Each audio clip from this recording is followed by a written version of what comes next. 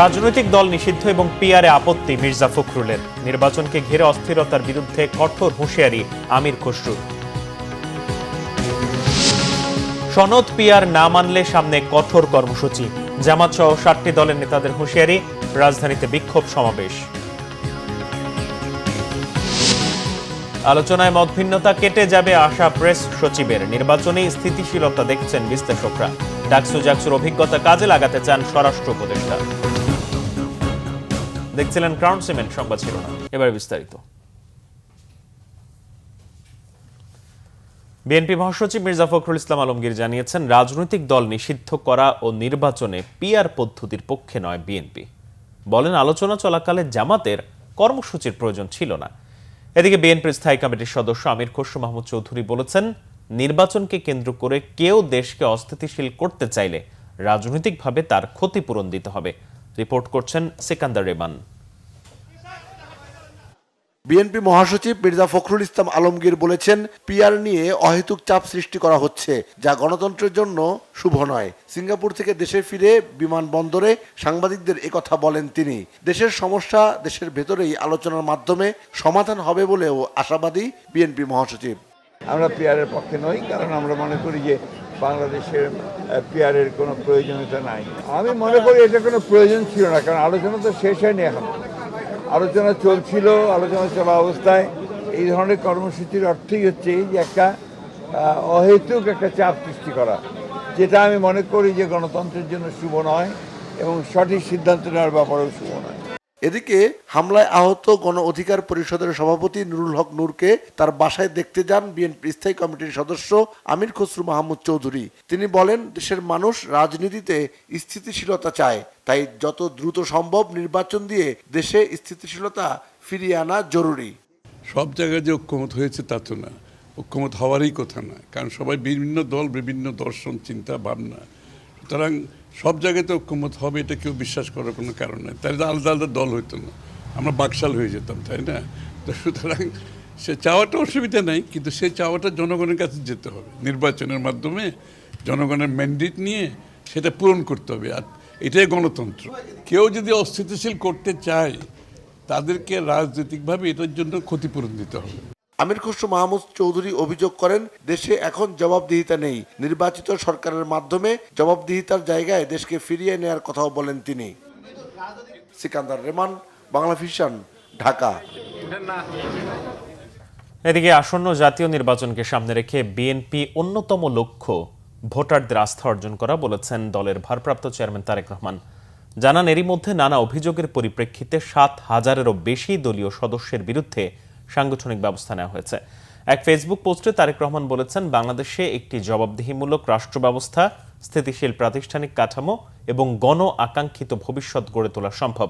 তিনি বলেন, আগামী ফেব্রুয়ারি মাসে অনুষ্ঠেয় জাতীয় নির্বাচনকে সামনে রেখে আজকের ও আগামী দিনের তরুণ প্রজন্মের আশা আকাঙ্ক্ষার প্রতিফলন ঘটাতে একটি গণতান্ত্রিক রাজনৈতিক দল হিসেবে বিএনপি ছুটে যাচ্ছে তৃণমূল থেকে শুরু করে সমাজের প্রতিটি শ্রেণী পেশার মানুষের কাছে। গ্রাম থেকে কেন্দ্র পর্যন্ত দলের সাংগঠনিক কাঠামোকে আরও মজবুত করছে। সমন্বিত এই প্রয়াসের মাধ্যমে স্বচ্ছতা ও জবাবদিহিতা নিশ্চিত করার তাগিদ দেন তিনি। শৃঙ্খলা কোনো দুর্বলতা নয়, বরং সেটি দলের শক্তি, একথা উল্লেখ করে তারেক রহমান বলেন, বহুমুখী অপপ্রচারের মাঝেও এমন সিদ্ধান্ত নেওয়া সহজ ছিল না, তবে বাস্তবতার প্রেক্ষিতে এগুলো ছিল অপরিহার্য। অন্যদিকে বিএনপি প্রতিনিধি দলের সঙ্গে বৈঠক করেছেন সিঙ্গাপুরের অনাবাসিক হাই কমিশনার। বৃহস্পতিবার বিকেলে দলের চেয়ারপারসনের গুলশান কার্যালয়ে বৈঠক হয়। এতে সিঙ্গাপুরের অনাবাসিক হাই কমিশনার ডেরেক লো, সিঙ্গাপুর হাই কমিশনের চার্জ দ্য অ্যাফেয়ার্স মিচুয়েল লি ও সিঙ্গাপুরের পররাষ্ট্র মন্ত্রণালয়ের কান্ট্রি অফিসার ডেয়ার্ন অংশ নেন। বৈঠকে বিএনপির স্থায়ী কমিটির সদস্য আমির খসরু মাহমুদ চৌধুরী ও সালাউদ্দিন আহমেদ এবং সাংগঠনিক সম্পাদক শামা ওবায়দ উপস্থিত ছিলেন। বৈঠকে দুদেশের পারস্পরিক স্বার্থ সংশ্লিষ্ট নানা বিষয় ও আগামী জাতীয় নির্বাচন সহ গুরুত্বপূর্ণ বিভিন্ন বিষয়ে আলোচনা হয়।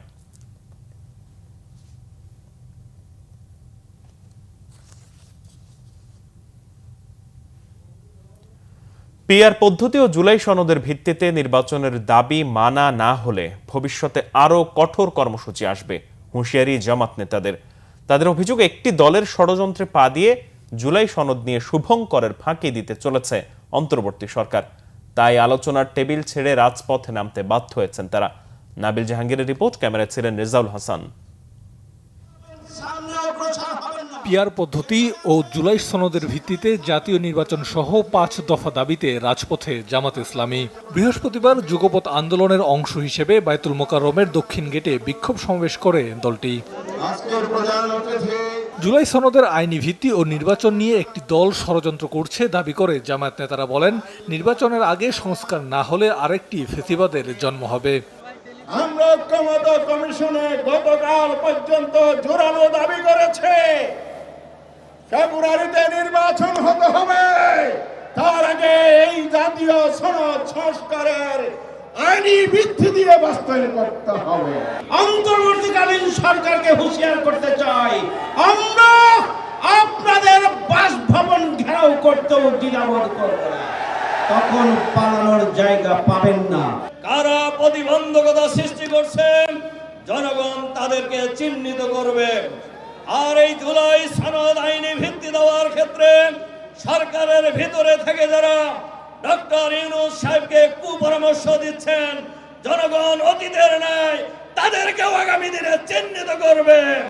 জামায়াতের সেক্রেটারি জেনারেল মিয়া গোলাম পরোয়ার এ সময় হুঁশিয়ার করে বলেন, অন্তর্বর্তী সরকার জুলাইয়ের আকাঙ্ক্ষা এবং গণদাবি উপেক্ষা করলে দেশ গভীর সংকটে পড়তে পারে।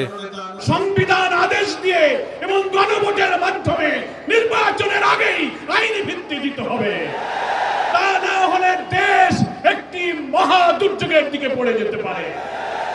আলোচনার টেবিলে যাচ্ছি, কিন্তু সে আলোচনার সফলতার মুখ দেখছি না। মনে হয় কোন চাপের মধ্যে পড়ে সরকার একটি শুভঙ্করের ফাঁকির দিকে যাচ্ছে। আমরা চ্যালেঞ্জ দিচ্ছি, গণভোট দিন, পিআর পক্ষে আছে কি বিপক্ষে আছে। সমাবেশ শেষে বিক্ষোভ মিছিল করে জামাত ইসলামী। কর্মসূচির অংশ হিসেবে শুক্রবার সকল বিভাগীয় শহরে এবং ২৬ তারিখ সকল জেলা ও উপজেলায় বিক্ষোভ কর্মসূচি পালন করবে দলটি। নাবিল জাহাঙ্গীর, বাংলা ভিশন, ঢাকা। এদিকে সংখ্যানুপাতিক পদ্ধতিতে নির্বাচন বা পিআর পদ্ধতি বাস্তবায়নে অন্তর্বর্তী সরকারের কাছে গণভোট আয়োজনের অনুরোধ জানিয়েছেন ইসলামী আন্দোলন বাংলাদেশের আমির মুফতি সৈয়দ মোহাম্মদ রেজাউল করিম। বৃহস্পতিবার বায়তুল মোকাররম মসজিদের উত্তর গেটে বিক্ষোভ সমাবেশে এই অনুরোধ জানান তিনি। এ সময় মোহাম্মদ রেজাউল করিম বলেন, সংখ্যানুপাতিক পদ্ধতিতে নির্বাচন না হলে দেশে আবারও ফ্যাসিবাদ তৈরি হতে পারে। তাই পিআর পদ্ধতি ছাড়া দেশে কোনো নির্বাচন হতে দেয়া যাবে না। এই পদ্ধতিতে নির্বাচন হলে পেশি শক্তি ও কালো টাকা ব্যবহার বন্ধ হবে, কেন্দ্র দখলের রাজনীতি বন্ধ হবে। দেশে বর্তমানে ৮০% মানুষ পিআর পদ্ধতিতে নির্বাচনের পক্ষে আছে বলেও দাবি রেজাউল করিমের। যদি শুধু আপনি নির্বাচনের জন্য ক্ষমতায় বসেন তাহলে আমার কোনো আপত্তি নেই, কিন্তু যদি আপনি ৩টা বিষয়কে সামনে নিয়ে ক্ষমতায় বসেন তাহলে অবশ্যই আপনাকে সংস্কার করতে হবে, দৃশ্যমান বিচার দেখাতে হবে, এরপরে নির্বাচনে যেতে হবে। আর পিআর সিস্টেমে নির্বাচন দিতে বিএনপির আপত্তি থাকারই কথা না, কারণ তাদের একজন উঁচু পর্যায়ের বক্তা বক্তব্য দিয়েছেন, উঁচু পর্যায়ের নেতা বক্তব্য দিয়েছেন যে ৯০% ভোট তাদের। যদি ৯০% ভোট তাদের হয় তাহলে তারা আসন পাবে ২৭০-এর উপরে। বাস, তাতে এককভাবে সরকার গঠন করতে পারতেছে। শেষ হয়েও হয়নি জাতীয় ঐক্যমত্য কমিশনের সঙ্গে রাজনৈতিক দলগুলোর আলোচনা। প্রধান উপদেষ্টা প্রেস সচিব শফিকুল আলমের আশা, আলোচনার মাধ্যমে মতভিন্নতার শান্তিপূর্ণ সমাধান আসবে। এদিকে নির্বাচন কমিশন সচিবালয় অধ্যাদেশ ২০২৫ ও নির্বাচন কর্মকর্তা অধ্যাদেশ ২০২৫-এর খসড়ার চূড়ান্ত অনুমোদন দিয়েছে উপদেষ্টা পরিষদ। তা নির্বাচনী কাজে গতিশীলতা আনবে বলে বিশ্বাস সরকারের। রিপোর্ট এস এম ফয়েজের। উপদেষ্টা পরিষদের ৪৩তম বৈঠকে নির্বাচন কমিশন সচিবালয় এবং নির্বাচন কর্মকর্তা অধ্যাদেশের খসড়ায় নীতিগত ও চূড়ান্ত অনুমোদন দেওয়া হয়েছে। মন্ত্রিপরিষদ বিভাগের সংবাদ বিজ্ঞপ্তিতে এই তথ্য জানানো হয়েছে। নির্বাচন কমিশনের রাজধানীর তেজগাঁয়ে প্রধান উপদেষ্টার কার্যালয়ে উপদেষ্টা পরিষদের বৈঠক শেষে ফরেন সার্ভিস একাডেমিতে সাংবাদিকদের সঙ্গে কথা বলেন প্রেস সচিব শফিকুল আলম। বলেন, ঐক্যমত্য কমিশনের সঙ্গে রাজনৈতিক দলগুলোর আলোচনার মাধ্যমেই সবকিছুর সমাধান হবে। নির্বাচন কর্মকর্তা ব্র্যাকেটে বিশেষ বিধান আইন 1991 ব্র্যাকেটে এগেন 1991 সনের 13 নং আইন সংশোধনের প্রস্তাব। প্রস্তাবটা আজকে এটা ক্যাবিনেটে পাশ হয়েছে। আর আরেকটা হচ্ছে যে নির্বাচন কমিশন সচিবালয় আইন 2009 সনের 5 নং আইনের সংশোধনের প্রস্তাব। দুটো আইন প্রস্তাবের কারণে যেটা হবে যে ইলেকশনের আগে নির্বাচন কমিশনের কাজে গতি পাবে এবং জানান চলতি বছর জাতিসংঘ সাধারণ পরিষদের অধিবেশনে প্রধান উপদেষ্টার আমন্ত্রণে রাজনৈতিক দলের নেতারা অংশ নেবেন। এটা সবাই যাচ্ছেন ইউনাইটেড নেশন জেনারেল অ্যাসেম্বলি। আপনি জানেন এই বছর জাতিসংঘের 80তম বার্ষিকী, তো এটা খুবই একটা ইম্পর্টেন্ট একটা অকেশন। তো সেই জন্যে যেহেতু এই পার্টিগুলো, পলিটিক্যাল পার্টিগুলো আমাদের অংশীজন, সেই জন্য তাদেরকে আমরা চিফ অ্যাডভাইজারের আমন্ত্রণে তার সাথে যাচ্ছেন ইউনাইটেড নেশন জেনারেল অ্যাসেম্বলিতে জয়েন করার জন্য। এই সফর বাংলাদেশের নির্বাচন কেন্দ্রিক কোনো মধ্যস্থতা বা আলোচনার জন্য নয় বলেও দাবি করেন তিনি। এবং আমরা আশাবাদী যে এসএম ফয়েজ, বাংলাভিশন, ঢাকা। রাষ্ট্রের স্থিতিশীলতা, প্রাতিষ্ঠানিক সংস্কার সহ সবকিছুর জন্যই আগামী সংসদ নির্বাচন সুষ্ঠু হওয়া প্রয়োজন। Centre for governance studies CGS এর অনুষ্ঠানে এমন অভিমত দেন বক্তারা। বৃহস্পতিবার রাজধানীতে সিরডাপ মিলনায়তনে সিজিএস আয়োজিত গণতান্ত্রিক পুনর্গঠনের জন্য সংলাপ শীর্ষক সেমিনারে আয়োজন করা হয়। অনুষ্ঠানে বিএনপির স্থায়ী কমিটির সদস্য ডক্টর মঈন খান বলেন, বিএনপিকে সরকার গঠন করতে হবে এমন কোনো কথা নেই। যেন তেনভাবে ক্ষমতায় যেতে চায় না তার দল। সংস্কারের বিষয়ে সব দল একমত হবে না, এটাও গণতন্ত্রেরই অংশ বলে মন্তব্য তার। জ্বালানি উপদেষ্টা মোহাম্মদ ফাউজুল কবির খান বলেন, আওয়ামী লীগ সরকার জ্বালানি খাতে কেবল লুটপাটের জন্য আইন ও নীতি তৈরি করেছিল। দুর্নীতি অনিয়মের শৃঙ্খল ভেঙে দেওয়া হয়েছে দাবি করে তিনি আরো বলেন, স্বল্প সময়ের সরকারের পক্ষে সিগনিফিক্যান্ট কাজ করা সম্ভব নয়। জাতীয় ঐক্যমত্য কমিশনের সদস্য ও সুজন সম্পাদক বদিউল আলম মজুমদার বলেন, নির্বাচন অঙ্গনে দুর্বৃত্তায়ন হয়েছে, অতীতে রাজনৈতিক ছত্রছায়া হয়েছে বড় দুর্নীতি। স্বরাষ্ট্র উপদেষ্টা অবসরপ্রাপ্ত লেফটেন্যান্ট জেনারেল জাহাঙ্গীর আলম চৌধুরী বলেছেন, ছাত্র সংসদ নির্বাচনের অভিজ্ঞতা ফেব্রুয়ারিতে অনুষ্ঠেয় জাতীয় নির্বাচনে কাজে লাগাতে চায় সরকার। চাকসু ও রাকসু নির্বাচন নিয়ে কোনো শঙ্কা দেখছেন না তিনি। এই দুটো নির্বাচনও ভালো হবে বলে আশা করেন। রাকসু ও চাকসু নির্বাচন উপলক্ষে সার্বিক প্রস্তুতি ও দেশের আইন শৃঙ্খলা পরিস্থিতি নিয়ে গতকাল সচিবালয়ে সভা হয়েছে। সভা শেষে স্বরাষ্ট্র উপদেষ্টা জানান, দ্রুত ফল প্রকাশে বিশ্ববিদ্যালয়ের প্রতিনিধিরা মেশিনের মাধ্যমে ভোট গণনার পক্ষে মত দিয়েছেন। বৈঠকে শিক্ষা উপদেষ্টা অধ্যাপক ডক্টর CR আবরার বলেন, দুই বিশ্ববিদ্যালয়ের নির্বাচনের অভিজ্ঞতা নিয়ে আলোচনা হয়েছে সভায়। তিনি জানান, ছাত্র সংসদ নির্বাচনগুলো জাতীয় আগ্রহে পরিণত হয়েছে।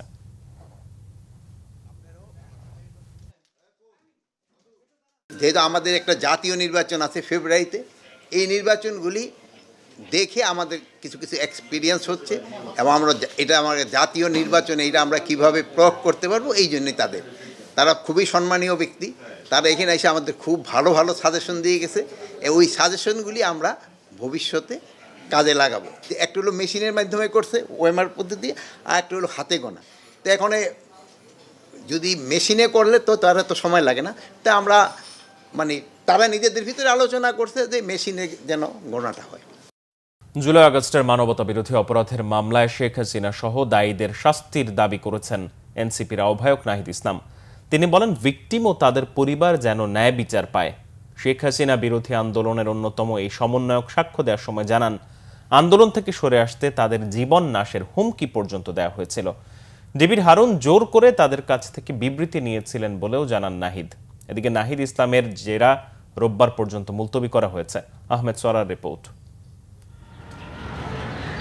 জুলাই আগস্ট গণ অভ্যুত্থানে মানবতা বিরোধী অপরাধের মামলায় শেখ হাসিনা সহ 3 জনের বিরুদ্ধে জবানবন্দি দিতে বৃহস্পতিবারও ট্রাইব্যুনালে যান জাতীয় নাগরিক পার্টি এনসিপি আহ্বায়ক নাহিদ ইসলাম। বিচারপতি গোলাম মুর্তজা মজুমদারের নেতৃত্বে আন্তর্জাতিক অপরাধ ট্রাইব্যুনাল একে সাক্ষ্য দেন তিনি। শেখ হাসিনা বিরোধী আন্দোলনের বিভিন্ন ঘটনা তুলে ধরে বলেন, তৎকালীন প্রধানমন্ত্রী ও স্বরাষ্ট্রমন্ত্রীর নির্দেশে আন্দোলনকারী ছাত্র সমন্বয়কদের তুলে নিয়ে ডিবি অফিসে নির্যাতন ও জিজ্ঞাসাবাদ করে আইনশৃঙ্খলা বাহিনী। ভিকটিমদের পক্ষ থেকে আমি ন্যায় বিচার প্রত্যাশা করেছি। শেখ হাসিনা স্বরাষ্ট্রমন্ত্রী, তৎকালীন স্বরাষ্ট্রমন্ত্রী, পুলিশ এবং যে সকল আইনশৃঙ্খলা বাহিনী জড়িত ছিল তাদের প্রধানদেরকে আমি দায়ী করেছি এবং যারা হত্যাকাণ্ডে সরাসরি অংশগ্রহণ করেছে তাদেরকে দায়ী করেছি। তাদের বিচার এবং কঠোর শাস্তি আমি আদালতের কাছ থেকে প্রত্যাশা করেছি। আমরা যেহেতু 3রা আগস্ট এই সরকার পতনের সিদ্ধান্ত নিয়েছে এক দফা, ফলে এই সরকারকে আমরা আর মেনে নিচ্ছি না। আমাদের একটি নতুন সরকারের জন্য তখন থেকে পরিকল্পনা হচ্ছিল। সেই প্রেক্ষাপটেই আমরা ডক্টর মোহাম্মদ ইউনূসকে প্রাথমিকভাবে আমরা ভেবে নিয়েছিলাম অন্য আরও অনেকের সাথে পরামর্শ করে, এবং এই কারণে তার সাথে আমরা যোগাযোগ করেছিলাম যে দেশের এই পরিস্থিতি, দেশের এই ক্রান্তিকলে আপনার সহযোগী ডক্টর মোহাম্মদ ইউনূসের সহযোগিতা প্রয়োজন। যদি আন্দোলন সফল হয়, যদি এই সরকারকে আমরা উৎখাত করতে পারি, তাহলে নতুন সরকারের প্রধান হিসেবে হয়তো আপনাকে দায়িত্ব নিতে হতে পারে। চিফ প্রসিকিউটর জানান, সাক্ষ্যে জুলাই আগস্ট গণঅভ্যুত্থানের পুরো বর্ণনা তুলে ধরেছেন নাহিদ ইসলাম। আসামিদের কোথায় কি ভূমিকা ছিল সেই বিষয়গুলো তিনি অত্যন্ত স্পষ্ট করে তুলে ধরেছেন। সেগুলো এই মামলা প্রমাণের ক্ষেত্রে অবশ্যই অসম্ভব রকমের গুরুত্বপূর্ণ ভূমিকা পালন করবে, কারণ তিনি ছিলেন ফোরফ্রন্টের যোদ্ধা। তো আশা করছি এরপর ওনার বক্তব্যের পরে আমরা আমাদের টেকনিক্যাল একজন এক্সপার্ট আছেন এবং আইও আছেন, হয়তো এর বাইরে ম্যাক্সিমাম আমরা চিন্তা করে দেখব, আমরা ফাইনাল ডিসিশন নেব, হয়তো আরও একজন সাক্ষী বাড়তেও পারে। আসামি পক্ষে রাষ্ট্রনিযুক্ত আইনজীবী জানান, জবানবন্দিতে নাহিদের বক্তব্যের অসঙ্গতি ও ভুলগুলো তুলে আনার চেষ্টা করছেন। যে কোনো জবানবন্দিতে তো ভুল ত্রুটি থাকে, তার জবানবন্দির মধ্যেও কিছু ভুল ত্রুটি আছে, কিছু সত্যতাও আছে। এই আন্দোলনটা একটি পূর্ব পরিকল্পিত দেশি বিদেশি ষড়যন্ত্রের প্রেক্ষাপটে একটি বৈধ সরকারের উৎখাতের জন্য এই আন্দোলনটা, এটাই আমি আনতে চাই।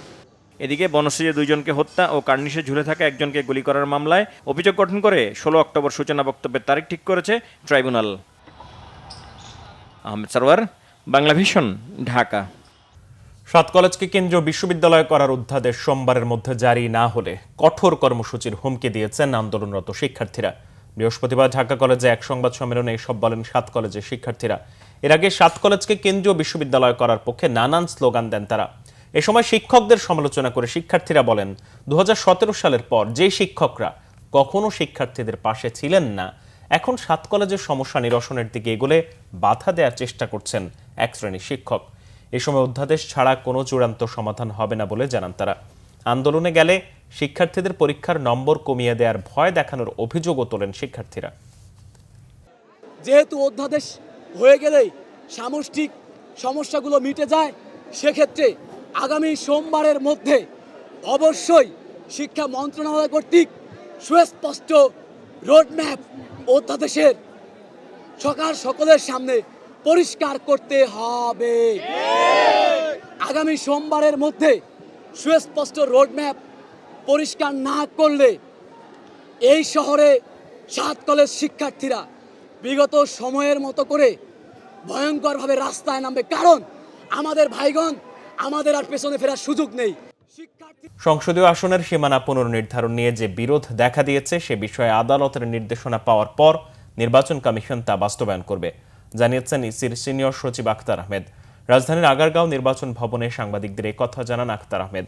সীমানা নিয়ে বিরোধের বিষয়ে ইসি সচিব বলেন, সীমানা পুনর্নির্ধারণ নিয়ে 18টি রিট হয়েছে, আদালতের থেকে নির্দেশনা আসুক সেই পর্যন্ত অপেক্ষা করতে হবে। সীমানা নির্ধারণ নিয়ে আন্দোলনের বিষয়ে তিনি বলেন, যে কোনো প্রেক্ষাপটে ভাঙচুর অনাকাঙ্ক্ষিত বিষয়। প্রবাসীদের ভোট দেওয়ার বিষয়ে ইসি সচিব বলেন, কেউ প্রবাসে থাকা অবস্থায় পোস্টাল ব্যালটে ভোট দেওয়ার জন্য অনলাইনে নিবন্ধন করে দেশে চলে আসলে তিনি আর ভোট দিতে পারবেন না। বলেন, নিবন্ধনের জন্য অ্যাপ কবে নাগাদ হবে সেটা পরে জানানো হবে। এছাড়া 31 অক্টোবর পর্যন্ত যাদের 18 বছর পূর্ণ হবে তাদের ভোটার তালিকায় যুক্ত করা হবে বলেও জানান ইসি সচিব। সংবাদ শেষ করব ক্রাউন 7 শিরোনামগুলো আরো একবার জানিয়ে। রাজনৈতিক দল নিষিদ্ধ এবং পিআরে আপত্তি মির্জা ফখরুলের। নির্বাচনকে ঘিরে অস্থিরতার বিরুদ্ধে কঠোর হুঁশিয়ারি আমির খসরুর। সনদ পিআর না মানলে সামনে কঠোর কর্মসূচি, জামাত সহ 7টি দলের নেতাদের হুঁশিয়ারি। রাজধানীতে বিক্ষোভ সমাবেশ। আলোচনায় মতভিন্নতা কেটে যাবে আশা প্রেস সচিবের। নির্বাচনী স্থিতিশীলতা দেখছেন বিশ্লেষকরা।